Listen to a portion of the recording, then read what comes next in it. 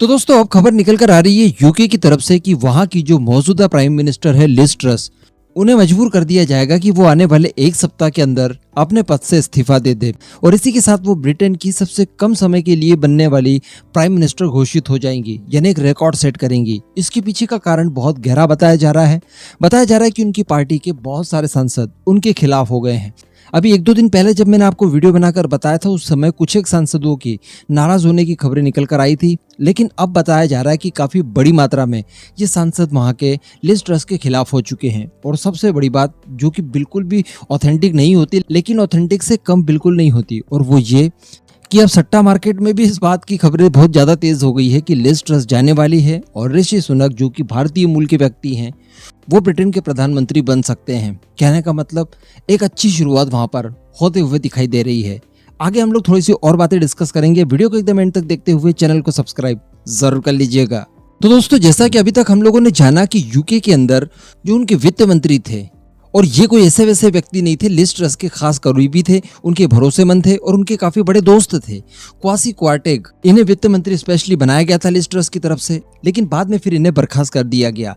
बताया ये गया कि दरअसल वो खुद ही इन सारी परिस्थितियों को देखते हुए इस्तीफा दे रहे हैं, जबकि उन्होंने बाद में ट्वीट किया कि मुझसे अनुरोध किया गया लिज ट्रस के द्वारा और इसके बाद फिर मैंने इस्तीफा दे दिया। तो कहने का मतलब इनका ये निर्णय गलत साबित हुआ और ये मैडम भी चाहती थी कि वित्त मंत्री के ऊपर ये सारी चीजों का ठीकरा फोड़ दिया जाए। और इसी के साथ साथ बहुत ज्यादा बढ़ती हुई महंगाई की मार झेल रहे यूके के आम लोग और साथ ही कंजर्वेटिव पार्टी जो कि वहां पर रूलिंग पार्टी है और लिज ट्रस भी उसी पार्टी से बिलोंग करती है, वहां पर लिज ट्रस का विरोध अब बहुत ज्यादा तेजी से बढ़ने लगा है। और बताया जा रहा है कि ऋषि सुनक इन्हें लाने के लिए अब प्रयास शुरू कर दिए गए हैं।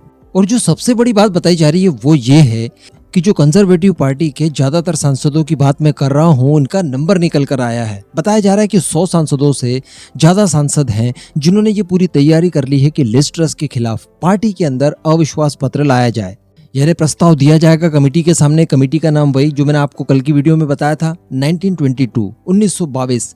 इस कमेटी के पास सारे अधिकार होते हैं कि वो सारे नियमों में हेरफेर करके मौजूदा प्रधानमंत्री को हटाकर किसी नए प्रधानमंत्री को नियुक्त कर सकती है।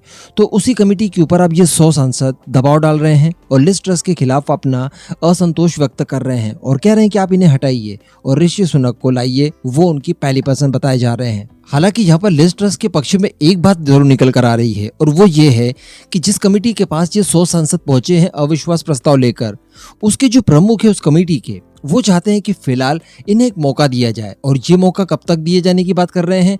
31 अक्टूबर तक। 31 अक्टूबर को वहां पर बजट पेश होगा जैसा कि भारत में होता है। उसके बाद उनकी आर्थिक रणनीति को देखते हुए फिर किसी फैसले को लेने की बात कही जा रही है। हालांकि उसमें भी कितना समय है? केवल 15 दिनों का, शायद 15 दिनों से भी कम का समय है। और वैसे भी बताया जा रहा है कि ये उनके प्रधानमंत्री बन जाने के बाद ही उनका विरोध नहीं कर रहे हैं, यानी पार्टी के अंदर उनका जो विरोध शुरू हुआ है वो इलेक्शन कैंपेन के दौरान से ही शुरू हो गया, जब उन्होंने टैक्स को कम करने की बात कही। क्योंकि यहाँ पर सीधे सीधे आम लोगों को ये मैसेज जा रहा है कि कंजर्वेटिव पार्टी जिन मुद्दों के आधार पर चुनाव लड़ने की बात कर रही है, टैक्स कम करने की बात कर रही है, वो टैक्स तो अमीरों का कम हो रहा है। तो कहीं ना कहीं यहाँ पर अमीरों के लिए स्पेशली काम किया जा रहा है। तो पार्टी की छवि को यहाँ पर इन्होंने खराब किया था। फिर अभी रिसेंटली जो बाइडेन ने, देखिए, वहां की आर्थिक स्थिति को सवाल उठाते हुए सीधे सीधे लिज ट्रस को कटघरे में खड़ा कर दिया। यानी बाकी किसी मामले को लेकर एक दूसरे के ऊपर राष्ट्रीय अध्यक्ष आरोप लगाते रहते हैं, जैसे रशिया यूक्रेन का हो गया, एक दूसरे देश के ऊपर वहां काम करने की बात आ जाती है। या फिर कहीं पर जैसे चाइना की बात की जाए तो पर्टिकुलर किसी एक कम्युनिटी को प्रताड़ित करने वाली बात आती है, तब भी बातें उठाई जाती है। या फिर श्रीलंका का मामला ले लीजिए कि बहुत ही ज्यादा भ्रष्टाचार वगैरह हो गया, चाइना से बहुत लोन वगैरह ले लिया, पूरे डूब गए, तो उसके लिए भी आवाज उठाई जा सकती है। लेकिन ये छोटे मोटे फैसलों के ऊपर भी यूके को क्रिटिसाइज कर रहे हैं जो बाइडेन, उनकी प्रधानमंत्री के ऊपर डायरेक्टली आरोप लगा रहे हैं। तो डेफिनेटली इन्होंने गलती तो की है। वैसे अगर यहाँ पर भारत की बात की जाए तो वैसे हम लोग ये बिल्कुल भी उम्मीद नहीं कर रहे हैं कि ऋषि सुनक आ जाने के बाद बिल्कुल ही भारत और यूके के बीच में कोई सड़क बन जाएगी, पुल बन जाएगी और कभी भी बिना वीजा के हम लोग पहुंच जाए वहां से यहाँ पर आ जाए, नहीं। लेकिन यहाँ पर एक चीज हम लोगों ने नोटिस करनी चाहिए कि ये जो फ्री ट्रेड एग्रीमेंट साइन होते होते अभी रुक गया है, इसमें भारत का तथ्य जो है वो थोड़ा सा अलग ही है। भारत ने ऐसा बिल्कुल नहीं इनके सामने प्रस्ताव रखा कि आप हमारे साथ फ्री ट्रेड एग्रीमेंट कर लीजिए, करना जरूर चाहते हैं लेकिन आगे रहकर हमने नहीं कहा। तो इस वजह से भारत ने इस बात को इनकार कर दिया कि अभी जो प्राइम मिनिस्टर मोदी खुद आकर FTA साइन करने वाले थे वो फिलहाल हम लोग रोक रहे हैं, और आगे भविष्य में कब होगा इसकी भी कोई जानकारी देने से इनकार कर दिया। बताया जा रहा है कि भारत पहले अपनी शर्तों को वहां रख रहा है, यानी FTA करने के लिए भारत ने शर्तें रखी थी कि स्टूडेंट्स को आप तुरंत वीजा वगैरह दे देंगे, और बाकी के भी जितने इमिग्रेंट वगैरह हैं इनको रियायतें देंगे अपने वहाँ की नागरिकता में, वीज़ा वगैरह में, तब जाकर हम लोग फ्री ट्रेड एग्रीमेंट साइन करने के लिए तैयार हैं। क्योंकि ये जो प्रस्ताव दिया गया था UK की तरफ से दिया गया था, ना कि भारत की तरफ से।